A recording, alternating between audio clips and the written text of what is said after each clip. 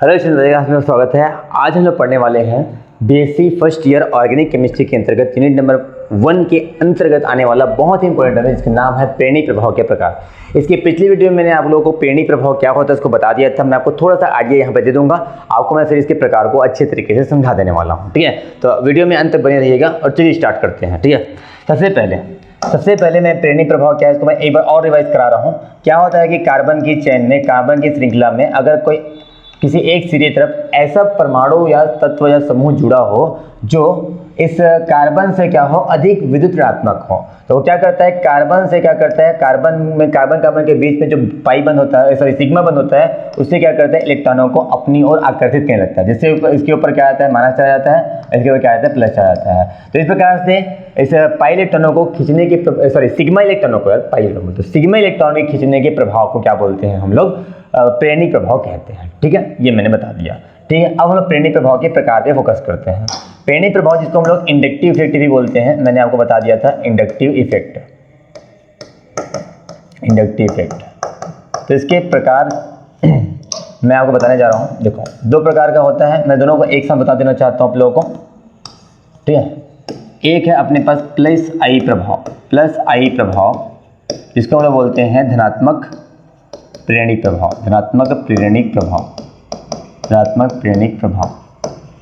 ठीक है, एक ये डिस्कस करेंगे पहले नंबर पे, और दूसरा आएगा आपका माइनस आई प्रभाव, जिसको हम बोलते हैं ऋणात्मक प्रेरणिक प्रभाव। आई वर्ड इसलिए आ रहा है क्योंकि प्रेरणिक प्रभाव को हम लोग इंडक्टिव इफेक्ट बोलते हैं, इसको आई से रिपीट करते हैं। ठीक है, तो प्लस आई बन गया, एक माइनस आई बन गया, प्रेरणिक प्रभाव, ऋणात्मक प्रेरणिक प्रभाव।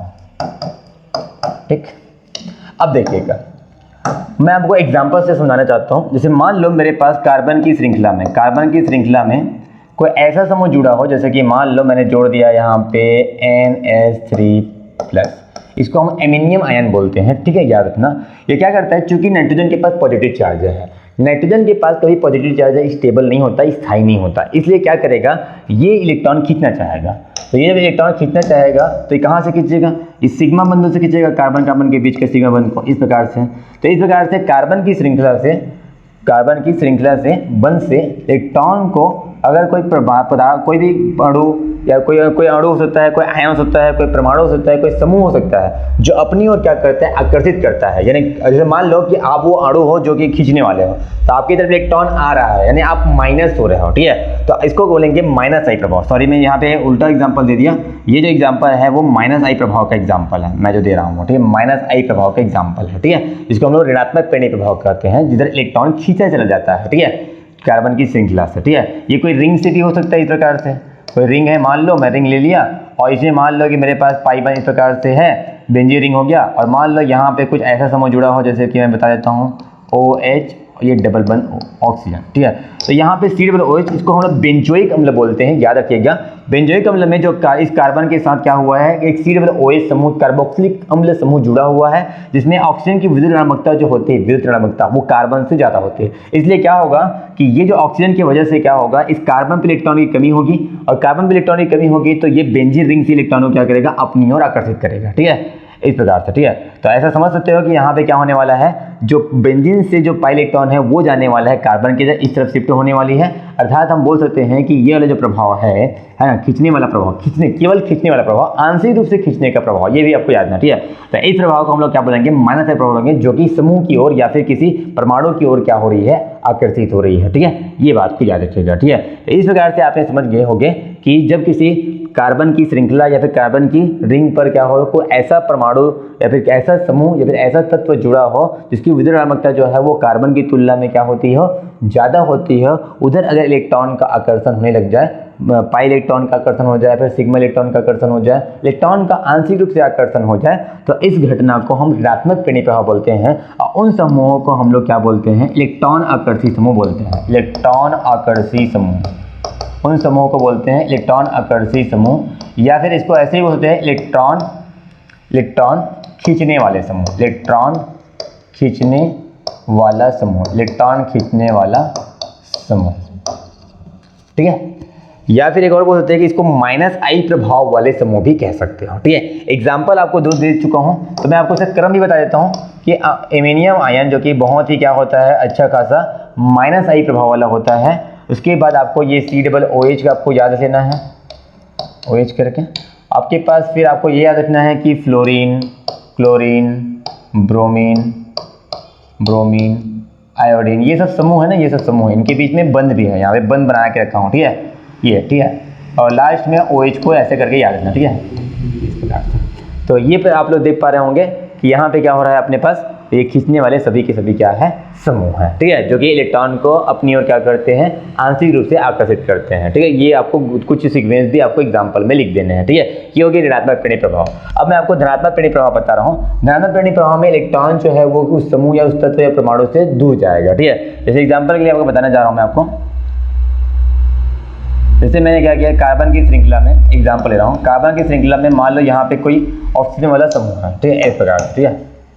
और इस ऑक्सीजन के पास एक माइनस चार्ज भी है और 2 लोन पेयर भी है, इस प्रकार से, ठीक है। तो ये क्या करेगा, चूंकि इसमें माइनस की अधिकता है, ऋणात्मक की अधिकता है, तो क्या करेगा, ये क्या करेगा, ये इलेक्ट्रॉनों को इधर क्या करेगा, फेंकेगा, यानी इधर देने वाला है। मान लो इधर एक पाई बंद भी है, यहाँ पे भी पाई बंद है, इधर एक कार्बन और है, ठीक है। तो ये थोड़ा सा क्या होगा, इधर शिफ्ट हो जाएगा, फिर ये वाला इधर शिफ्ट हो जाएगा। कहने का मतलब ये है कि इलेक्ट्रॉन जो है वो क्या हो रहा है, आगे की तरफ पुश हो रहा है, यानी बाहर जा रहा है, दूर जा रहा है, ठीक है। जैसे कि मैं एक एग्जाम्पल और बता देता हूँ आप लोगों को, जैसे बेंजीन रिंग में बता देता हूँ। बेंजीन रिंग में क्या होता है कि अपने पास मान लो कि ये यहाँ पे मैंने बेंजीन रिंग लिया और इसमें मैंने इस जगह पे मान लो कोई हेलोजन समूह जोड़ दिया, जैसे क्लोरीन है ना, इसके पास 3 लोन पेयर होते हैं। क्योंकि इसमें इलेक्ट्रॉन की अधिकता है, तो ये अपने इलेक्ट्रॉन को क्या करेगा, बेंजीन की तरफ क्या कर देगा, फेंकेगा, यानी ये थोड़े से क्या होंगे, इलेक्ट्रॉन को आगे की तरफ शिफ्ट कर रहे हैं, ठीक है। बेंजीन रिंग जो कि इलेक्ट्रॉन को अपनी ओर आकर्षित भी कर रहा होता है।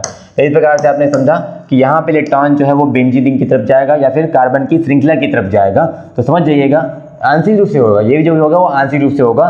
तो इस प्रकार के प्रभाव को धनात्मक प्रेरणिक प्रभाव कहते हैं, क्योंकि यहाँ से इलेक्ट्रॉन जो है आपकी दूर जा रहे हैं, यानी आप दूर जा रहे हैं मतलब प्लस हो रहा है, ठीक है, ऐसे बोल सकते हो, ठीक है। तो ये आपको एग्जांपल में याद रखने हैं। जिसके पास क्या हो, इलेक्ट्रॉन हो, वो क्या करते हैं, प्रेरणिक प्रभाव दर्शाते हैं, कौन से वाले, +I प्रभाव। जिसके पास इलेक्ट्रॉन होना चाहिए माइनस, वो इलेक्ट्रॉन को देने की कोशिश करेगा, ऐसे समझ सकते हो, ठीक है। तो इस प्रकार से +I प्रभाव कहते हैं इससे, ठीक है। तो मैं एक बार बता देता हूँ, जब किसी कार्बन की श्रृंखला में या कार्बन की रिंग में कोई ऐसा परमाणु जुड़ा है, ऐसा समूह जुड़ा हो जो इलेक्ट्रॉन को अपने से दूर फेंकता हो, ठीक है, तो वो दूर किधर फेंकेगा, दूर, वो बेंजीन रिंग की तरफ फेंकेगा, फिर कार्बन की चेन की तरफ फेंकेगा, ठीक है। तो इस प्रकार के इलेक्ट्रॉन के विस्थापन को +I प्रभाव कहते हैं, या फिर जिसको धनात्मक प्रेरणिक प्रभाव भी कहते हैं, ठीक है। तो यहाँ पे मैं आपको एग्जाम्पल बता देता हूँ। एग्जाम्पल है अपने पास O-, ठीक है। उसके बाद आपके पास जैसे मान लो यहाँ पे एथिल C2H5 है ना, यहाँ पे बंद है, और यहाँ पे मेथिल, एथिल, मेथिल, ये सब जो है वो क्या होते हैं, +I प्रभाव वाले होते हैं, ठीक है। तो कुछ एग्जाम्पल आपको याद भी रखने हैं, जिसका क्रम आपको ऐसे भी याद रखना है आपको, ठीक है। इस प्रकार से आपने देखा कि धनात्मक प्रेरणिक प्रभाव क्या होता है, ऋणात्मक प्रेरणिक प्रभाव क्या होता है, ठीक है। अगले वीडियो में मैं आप लोगों को इनके अनुप्रयोग को बहुत अच्छे से समझाने वाला हूँ, क्योंकि इसके 3 अनुप्रयोग अपने सिलेबस में है। एक है एमिनो की क्षारीयता का क्रम बताना है आप लोगों को, एक कार्बोक्सिलिक अम्लों की अम्लीयता का क्रम बताना है, और एक आप लोगों को बताना रहेगा लास्ट वाला जो है अपने पास, वो है कार्बोकैटायन की स्थायित्व को व्याख्या हम लोग क्या करेंगे, इसी I प्रभाव के द्वारा हम लोग करने वाले हैं। तो अगला वीडियो बहुत ही इंटरेस्टिंग होने वाला है, तो अगले वीडियो के इंतजार कीजिए। धन्यवाद।